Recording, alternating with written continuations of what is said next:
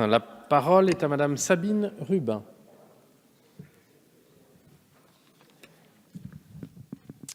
Merci Monsieur le Président, Madame la Ministre, chers collègues. Justement, il est question de partenariat public-privé. Donc j'ai récemment pris connaissance d'un rapport de la Cour des comptes européenne qui pointe du doigt les défaillances d'un modèle qui nous a pourtant longtemps été vanté, celui des partenariats public-privé. Quelle ne fut pas ma surprise de lire cette citation de cette Cour des comptes. Les partenariats public-privé ne peuvent être considérés comme une option économiquement viable pour la fourniture d'infrastructures publiques.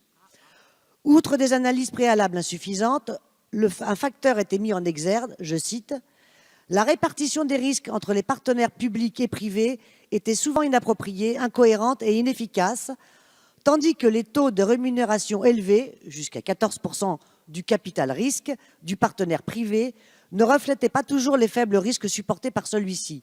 En somme, le capital privé se sert largement sur des investissements publics en exigeant un capital risque trop élevé, ce qui entraîne un surcoût global. Par ailleurs, autre risque du partenariat public-privé, celui d'une moindre concurrence, sujet particulièrement sensible quand il s'agit de grandes infrastructures. La Cour des comptes française, cette fois, étriait les risques d'entente entre les géants du BTP. Par exemple, pour le projet du Grand Paris Express, ne restent en lice que les mastodontes du BTP, comme ce regroupement FH-TSO-Razel, qui fait face au Vinci Bouygues pour le juteux marché des lignes 16 et 17. Donc une double question, Madame la Ministre. Quelles mesures seront prises pour empêcher que les requins du BTP et les entreprises intermédiaires, qui sont souvent leurs filiales, ne raflent une fois de plus la mise au détriment de nos PME-TPE? Quelle pertinence pour le partenariat public-privé au regard du constat de la Cour des comptes européenne? Madame la Ministre, vous avez la parole. Merci, Monsieur le Président. Mesdames et Messieurs les députés, Madame la députée Rubin, comme je l'expliquais à votre collègue, vous savez, nous ne travaillons pas dans un esprit de grand complot avec des grandes ententes entre un méchant État qui ferait affaire avec des méchantes entreprises privées dans le but de léser les citoyens français. Non, non, Madame la députée, ce n'est pas l'esprit dans lequel nous travaillons.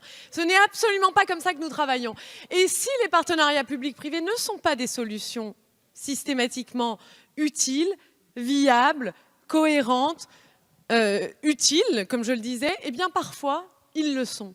Ils le sont tout simplement parce que ce sont des vecteurs parfois d'innovation, des vecteurs aussi d'amélioration de la qualité des services publics.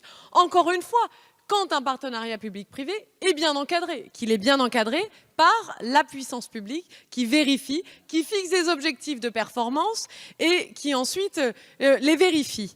Et c'est exactement dans cet état d'esprit-là, et surtout au-delà d'un état d'esprit, c'est la façon dont nous travaillons. Et c'est toute l'utilité des contrats de partenariat public-privé. Parce que s'agissant du mode de financement, la participation du contribuable est aujourd'hui principalement utilisée.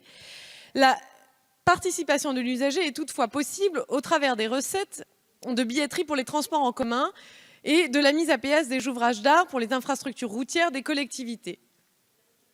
Pour ce qui s'agit du mode de réalisation des infrastructures, eh bien, vous savez que tout au long de la mise en œuvre du projet, comme je l'ai déjà dit à plusieurs reprises, mais visiblement vous répétez certaines expressions en boucle, eh bien, Madame la députée, il va falloir que je vous réponde aussi en boucle pour vous dire que une entreprise privée, quand elle est en délégation de service public, eh bien, elle ne fait pas ce qu'elle veut. Elle répond à un cahier des charges et elle est ensuite évaluée. Et si le travail n'est pas satisfaisant, elle est sanctionnée, voire, dans certains cas, le contrat est tout simplement arrêté.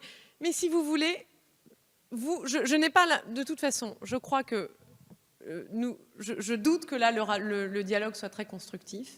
Mais sachez en tout cas que ce gouvernement-là, il travaille pour les citoyens français et que nous voulons aussi permettre à nos PME de se développer, de même que les grandes entreprises françaises.